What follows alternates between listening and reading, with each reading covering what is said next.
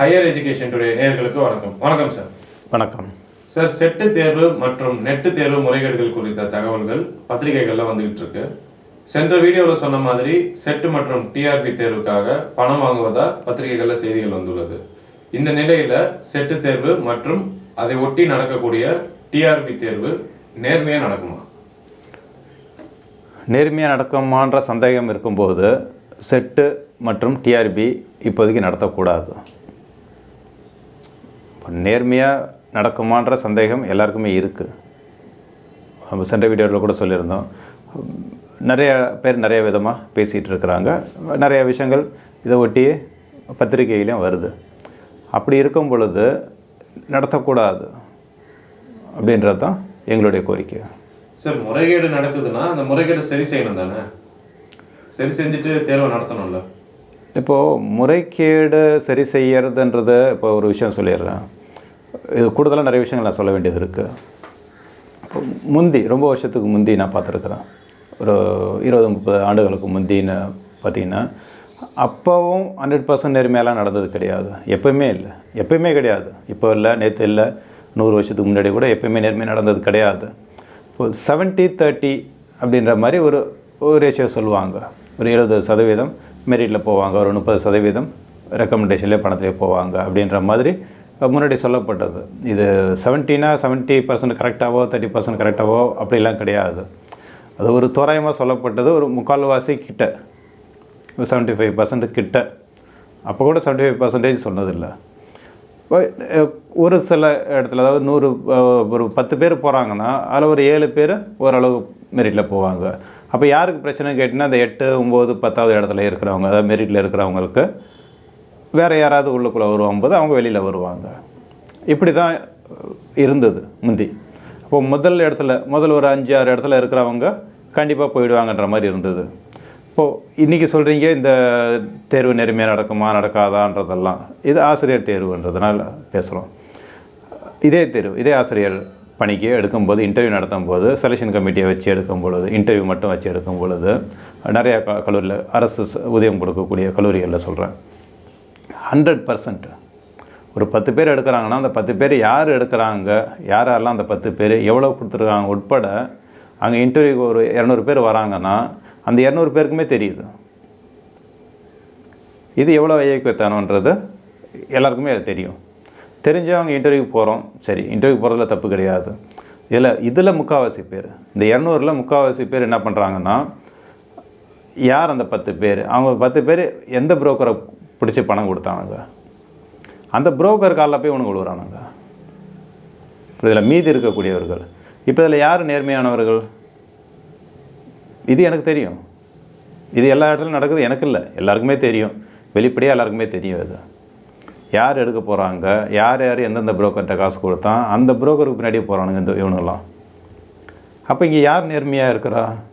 அப்போ ஆசிரியர் பணிக்கு வரும்போது காசு கொடுத்து தான் வரணும் அப்படின்றது தெளிவாக இருக்கிறாங்க. இப்போ எதை நீங்கள் ஒழிப்பீங்க? எது இந்த முறைகேடை நீங்கள் எப்படி சரி பண்ணுவீங்க? இவனுக்கு எல்லா பயிலும் போய் புரோக்கரை தான் பார்க்குறானுங்க. எந்த புரோக்கர்கிட்ட காசு கொடுத்தா போதும். இவனுங்க சப்ஜெக்ட் எக்ஸ்போர்ட்டுன்னு வரானுங்க. இல்லை, சப்ஜெக்ட் எக்ஸ்போர்ட்டுன்னு தான் சொல்கிறாங்க. எக்ஸ்பர்ட்டுன்னு யாரும் சொல்கிறது கிடையாது. அப்போ அவனுங்களாம் பேத்தி ஆடுறானுங்க, அவனுங்கெல்லாம் இயக்கணுங்க. இப்போ இங்கே யார் நேர்மையாக போகிறா? இப்போ அடுத்தது செட்டுக்கு யார் பணம் கொடுத்தா வாங்கி தருவா? யார் இந்த புரோக்கர் வேலை பார்க்குறா? அவனுங்க பின்னாடி போய் நிற்கிறானுங்க. நிறைய வீடியோவில் கூட சொல்லியிருப்பேன். நேற்று வந்தவனுங்கெல்லாம் பார்த்தீங்கன்னா, நேற்று எதோ பிஜி முடிச்சுட்டு வரானுங்கன்னா, பிஜி படிக்கும்போதே ஆசிரியர் பணிக்கு வரணுன்னா அவன் புரோக்கர் வேலையை கற்றுக்கிட்டு தான் வரான். புரோக்கர் யாருன்னு தெரிஞ்சுட்டு தான் வரான். எம்ஃபில் படிக்கும்போது புரோக்கருங்களை யாருன்னு தெரிஞ்சு வச்சுக்கிறானுங்க. ஏன்னா அவனுடைய கைடோ சூப்பர்வைசரோ அவன் புரோக்கர் யாருன்னு சொல்லி கொடுக்குறான். அவன் புரோக்கர் வேலை பார்க்குறவன் நிறைய பேர் இருக்கிறான். இப்போது எதை நீங்கள் ஒழிப்பீங்க? எதை சரி பண்ணுவீங்க? இங்கே எதுவுமே சரி பண்ண முடியாது. ஏன் சரி பண்ண முடியாதுன்னா, இங்கே உள்ளே வரும்போதே இப்படி தான் வராங்க. ஆரம்பத்தில் இருந்து அவர்கள் எல்லாமே புரோக்கர்களை நம்பி தான் போகிறாங்களே தவிர படித்தவர்களை நம்பி போகிறது இல்லை. இப்போ இது எதிர்த்து போராடுறவங்க நிறைய பேர் இருக்கிறாங்க.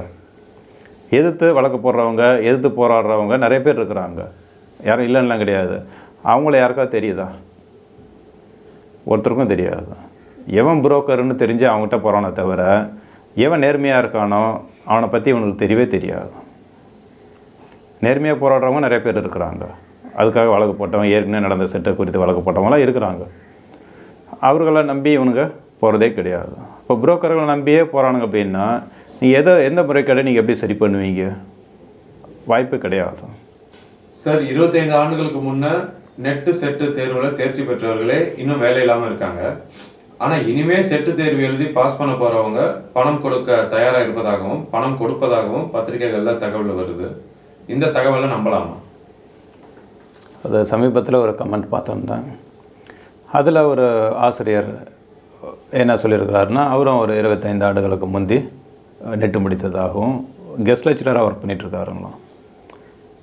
இவ்வளோ காலமாக நேற்று முடித்தவனுங்களாம் என்ன பண்ணுறானுங்க, இன்னும் முடிக்காதவனுங்கெல்லாம் நாளைக்கு செட்டுக்கு காசு கொடுத்துக்கிட்டு நாளைக்கு முடிக்க போகிறதா நினச்சிக்கிட்டு டிஆர்பிக்கும் சேர்த்து காசு கொடுக்குறதா சொல்கிறாங்க. இது நிறைய ஆசிரியர்கள், அதாவது இந்த கவர்மெண்ட் காலேஜில் வேலை செய்யக்கூடிய ஆசிரியர்கள், ஸ்கூல்ஸில் வேலை செய்யக்கூடிய ஆசிரியர்கள், வேறு எய்டட் காலேஜஸில் இந்த கவர்மெண்ட் சம்பளம் வாங்கக்கூடியவர்கள், இவர்கள் நிறைய பேர் இந்த மாதிரி வேலைகளில் ஈடுபடுறாங்க. இப்போது அவர்கள் மனைவிக்கு வேலை வாங்கி கொடுக்கறதுக்காக, ஏன்னா அவங்ககிட்ட காசு இருக்குது, கவர்மெண்ட் சம்பளம் வாங்கிட்டு இருக்கானுங்க, மனைவிக்கு வேலை வாங்கி கொடுக்கறதுக்காக நிறைய பேர் முயற்சி பண்ணிகிட்ருக்காங்க. இது எல்லாருக்குமே தெரியும். இப்போ இதெல்லாம் இல்லைன்றதை சொல்ல முடியாது, ஆதாரத்தோடு சொல்ல முடியும் நிறைய பேரால். அப்போது பணம் கொடுத்து இனிமேல் பாஸ் பண்ணிவிட்டு வேலைக்கு வரணும் அப்படின்னு வரவங்க நிறைய பேர் வரணும்னு நினைக்கிறாங்க. அது ஏற்கனவே சொன்னது தான். செட் எக்ஸாம்ன்றது ஒரு சுடுகாட்டில் இருக்கக்கூடிய பிணம் எழுதுனா கூட பாஸ் பண்ணும். அது கணக்கு என்னன்னா 7 பேர் முதல்ல வர 7 பேர் பாஸ் பண்ணுவாங்க. இது எது சொல்கிறேன்னா எளிமையாக இருக்குன்னு தான் நான் சொல்ல வரேன். இப்படி இதில் சுடுகாட்டில் இருக்க போனால் இப்படி வந்து எழுதுதுன்னெலாம் கேட்கக்கூடிய அறிவாளிகள்லாம் இருப்பாங்க. அதே நேரத்தில் இதுக்கு கூட பணம் தரானுங்க அப்படின்னா இவனுக்கு எந்த அளவுக்கு மோசமானவனுங்க அப்படின்றது சொல்கிறதுக்கு இல்லை. இப்படி இதில் பணத்தை பற்றி தப்பாக சொல்லியிருந்தா கூட நான் மன்னிப்பு கேட்டுக்கிறேன். ஆனால் இவனுங்களை பற்றி நான் எப்படி சொல்கிறதுன்னு எனக்கு தெரியல. அவ்வளோ கேடு கட்டவனுங்க இவங்கெல்லாம். ஒரு செட்டுக்கு பணம் கொடுக்குறாங்க அப்படின்னால் அதுக்கும் பணம் வசூல் பண்ணுறானுங்கன்னா அவங்க எவ்வளோ எப்பேற்பட்டவங்களாக இருப்பானுங்கன்னு நீங்கள் பாருங்கள். இதுக்கும் புரோக்கர் வேலை செய்கிறானுங்க அப்படின்னா அவனுங்க எப்பேற்பட்டவங்களாக இருப்பானுங்க பாருங்கள். இப்போ இந்த மாதிரி கேடு கட்டவங்களாம் இங்கே இருக்கிறாங்க. அப்போ இவனுங்களுக்கு நீங்கள் வேலை தராத போங்க, அதெல்லாம் வேறு விஷயம். 25 ஆண்டுகளுக்கு முந்தி, 4 நூற்றாண்டுகளுக்கு முந்தியே நெட்டு செட்டு எப்படி முடித்தாலும் சரி, அன்றைக்கெல்லாம் எண்ணிக்கை கம்மி. ஒரு 2010 காலகட்டத்துக்கு பிறகு தான் நிறைய பேர் நெட்டு முடித்தாங்க. 10,000 பேர் வரலையும் 8,000 பேருக்கு மேலே ரிசல்ட் போட்டது அப்போ தான். அதுக்கு முந்தையெல்லாம் 1000 பேர் கூட ரிசல்ட் வராது. 2000 1000 பேர்லாம் ரிசல்ட்டு கிடையாது. இந்தியா முழுக்க நான் சொல்கிறது, தமிழ்நாடு மட்டும் கிடையாது, இந்தியா முழுக்கவே 1000 பேர் கூட பாஸ் பண்ண மாட்டாங்க. அந்த மாதிரி காலகட்டத்திலேயே பாஸ் பண்ணிகிட்டு இருக்கவங்களுக்கு இன்றைக்கும் வேலை கிடைக்கல அப்படின்னால் இது யாரை சொல்கிறதுன்னு எனக்கு தெரியல. அப்போ அவங்க கேட்குறது நியாயமா இல்லை இவனுங்க கேட்குறது நியாயமா? இவனுங்க பணம் வச்சுருக்கானுங்க. நண்பர் கூட கமெண்ட்டில் சொல்லும் பொழுது நானும் ஒரு பைத்தியக்காரன் தான்ற மாதிரி அவரும் சொல்லியிருந்தார். என்ன மாதிரி இன்னொரு பைத்தியக்காரன் இருக்கிறான்ற மாதிரி. அப்போ இவர்களெல்லாம் நீங்கள் பைத்தியக்காரனாக தான் நீங்கள் பார்க்க வேண்டியது இருக்குது. ஏன்னா இவங்கெல்லாம் பணம் கொடுக்கல. பணம் கொடுக்காதவங்கலாம் பைத்தியக்காரனாக நீங்கள் பார்க்குறீங்க, பணம் கொடுக்குறவங்களாம் அறிவாளியாக பார்க்குறீங்க, புரோக்கரெல்லாம் பெரிய ஆளாக பார்க்குறீங்க. இப்போ இங்கே வந்து புரோக்கருங்கள் தான் ஆக்கிரமிச்சிருக்காங்கன்றதை நாங்கள் நிறைய தடவை சொல்லிகிட்டே இருக்கிறோம். இதில் ஆதாரத்தோடு தான் நாங்கள் சொல்கிறோம். இப்போ புரோக்கர்களை நம்பி தான் இந்த ஐயோக்கியர்கள் இன்றைக்கி வரக்கூடியவர்கள்லாம் போகிறாங்க. படித்தவர்களை நம்பி, ஆசிரியர்களை நம்பி இவனுக்கு போகிறது கிடையாது. அப்போது இப்போ எதுக்கு நீங்கள் போட போகிறீங்க? இப்போ தேவையில்லைன்னு தான் நான் சொல்கிறேன். நீங்கள் டிஆர்பி நடத்த தேவையில்லைன்னு தான் நான் சொல்கிறேன். சார், நிறைய பேருக்கு எதிராக பேசுகிறதா நினச்சிக்க மாட்டாங்களா இந்த மாதிரி சொன்னால்? 99% எதிராக தான் நான் பேசுகிறேன். புரியுதுல்ல? இன்றைக்கி வந்து 99% முறைகேடில் ஈடுபட தான் விருப்பப்படுறாங்க. படிச்சுட்டு வரணும்னு விருப்பப்படல. நிறைய பேர் படிச்சுட்டு இருக்கிறாங்க. செலவு பண்ணியோ நிறைய கோச்சிங் சென்டர்ஸ்லாம் இருக்குது, அங்கெல்லாம் பணம் கொடுத்து அவங்க படிக்கிறாங்க. 1 வருஷமாக 1.5 வருஷமாக படிக்கிறவங்களாம் இருக்கிறாங்க தொடர்ந்து போயிட்டு. ஆனால் நிறைய பேர் படிக்காதே, ஒன்றும் தெரியாதே புரோக்கரை தேடி போகிறவங்களாம் இருக்கிறோம். நிறைய பேர் புரோக்கரை தேடி போகிறவங்க இருக்கிறோம்.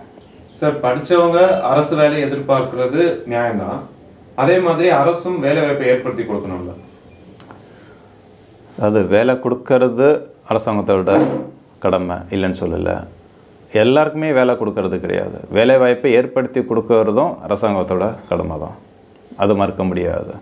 இப்போ நான் ஒன்று கேட்குறேன், அரசாங்கம் 100 பேருக்கும், அதாவது 100 பேர் இருக்காங்கன்னா 100 பேருக்கும் அரசாங்கத்தால் வேலை கொடுக்க முடியாது. ஒன்று. படித்தவர்கள் இருக்கிறாங்க, படித்தவர்களுடைய கடமையை வேலையை உருவாக்குறது. PhD வரலையும் படிச்சிருக்கிறேன்றீங்க, திருப்பியும் போய் அங்கே போய் நிற்கணுன்றீங்க. இன்றைக்கி 1,00,000 பேர் அப்ளை பண்ணியிருந்தாங்கன்னா, இல்லை 70,000 பேர்னே நீங்கள் வச்சிங்க அப்ளை பண்ணியிருக்காங்க அப்படின்னால் எத்தனை பேருக்கு வேலை கிடைக்கும்? 4,000 பேருக்கு தான் வேலை கிடைக்கும். 4,000 பேருக்கு தான், வெறும் 4,000 பேருக்கு தான் வேலை கிடைக்கும். அது எல்லாருக்குமே தெரியும். அப்போ எல்லாருக்குமே வேலை வாய்ப்பை ஏற்படுத்தி கொடுக்க முடியாது. ஏன்னா அவ்வளோவா செல்ஃப் ஃபினான்சிங் காலேஜஸ் இருக்குது. இந்த நெட்டு செட்டில் அதிகமாக போகிறதுக்கு காரணம் என்னென்னா, செல்ஃப் ஃபினான்சிங் காலேஜஸ்லேயும் குவாலிஃபைட் டீச்சர்ஸ் இருக்கணுன்றது தான். இப்போ எல்லாமே நான் அது முடிச்சுட்டா நான் இங்கே வந்துடணும், நான் கவர்மெண்ட் சம்பளம் தான் நான் வாங்கணும் அப்படின்ற அதுக்காகவும் தான் அவங்க நெட்டில் தேர்ச்சி வீதம் அதிகமாக்குறாங்க, அதிக ரிசல்ட்ஸ் அவங்க கொடுக்குறாங்க, அடிக்கடி நடத்துகிறாங்க. இப்போ செட்டெலாம் இப்போ எல்லாருக்குமே வேலைவாய்ப்பு கொடுக்க முடியுமான்னா அரசாங்கம் கொடுக்க வேண்டிய அவசியம் கிடையாது. வேலைவாய்ப்பை ஏற்படுத்தி கொடுக்கலாம். இப்போ 94% அன்ஆர்கனைஸ்டு செக்டாரில் தான் இருக்கிறாங்க. ஆர்கனைஸ்டில் 6% தான் இருக்கிறாங்க. அந்த 6ல் 1-2% மட்டும்தான் பப்ளிக் எம்ப்ளாய்மெண்ட்டில் இருக்கிறாங்க. கவர்மெண்ட் அவ்வளோதான் வேலைவாய்ப்பு கொடுக்க முடியும். கவர்மெண்ட்டுக்காக வேலை செய்யக்கூடியவர்கள், கவர்மெண்ட் எம்ப்ளாயீஸ் இவ்வளோ பேர் தான், 1-2 பேர். அதாவது 100ல் ஒருத்தர்லேருந்து 2 பேர் வரலையும், அதிகபட்சம் 2% கிடையாது, 1% மேலே. இப்போ 100ல் ஒருத்தர் இல்லை 2 பேர் தான் வேலை கிடைக்குதுன்னா 100 பேருக்கு வேலை கிடைக்குமா? வாய்ப்பே கிடையாது. அப்போது வேலை வாய்ப்பை உருவாக்கி கொடுக்கறது யாரோட வேலைன்னா படித்தவர்களுடைய வேலை. படித்தவர்களுக்கும் இந்த கடமை உண்டு, வேலைவாய்ப்பை ஏற்படுத்தி கொடுக்கறது. எல்லாருமே நான் படிச்சுட்டேன், எனக்கு கவர்மெண்ட்டில் தான் வேலை கொடுக்கணும் அப்படின்றது கவர்மெண்ட்டுக்கு அந்த கடமை கிடையாது. சார், இப்போ இந்த தேர்வுகளில் இருக்கிற முறைகேடெல்லாம் சரி செய்யாமல் இந்த தேர்வே நடத்த வேணாம்னு சொல்கிறீங்க? நிச்சயமாக முறைகேடு குறித்து விசாரணை நடத்த வேண்டும். முதல்ல முறைகேடு குறித்து விளக்கம் சொல்ல வேண்டும் அரசு தரப்பில். இப்போ இந்த முறைகேடு இல்லை அப்படின்றத உறுதிப்படுத்திட்டு தான் தேர்வு நடத்தணும். ஏன்னா எல்லாருக்குமே சந்தேகம் இருக்குது. அப்ளை பண்ணுறவங்க 70,000 பேர் அப்ளை பண்ணுறாங்கன்னா நிறைய பேர் நேர்மையாக இருக்கக்கூடியவர்கள் 25 வருஷமாக இருக்கிறாங்க இல்லை, அவங்களுக்கெல்லாம் ஒரு சந்தேகம் தானே இருக்குது. அவர்களுக்கெல்லாம் ஒரு வாய்ப்போ அல்லது சந்தேகத்தை தீர்த்துட்டு அதுக்கப்புறம் தான் நடத்தணும்னு நான் நினைக்கிறேன். ஓகே சார், நன்றி சார். நன்றி.